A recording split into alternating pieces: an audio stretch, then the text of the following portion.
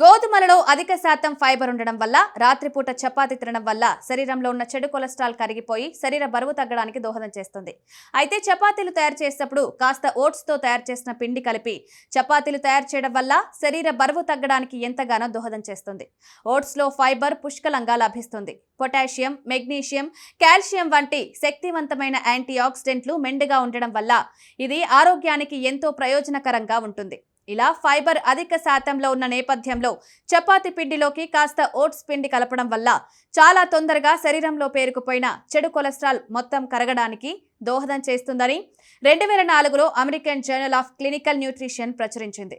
ఇలా చపాతీ పిండిలోకి ఓట్స్ పిండి కలుపుకు తినడం వల్ల మలబద్ధకం సమస్య నుంచి కూడా బయటపడొచ్చు. ఓట్స్ లోని బీటా గ్లూకాన్ కొలెస్ట్రాల్ స్థాయిలను తగ్గించి గుండె ఆరోగ్యాన్ని కాపాడుతుంది. జీర్ణక్రియను మెరుగుపరచడానికి దోహదం చేస్తుంది.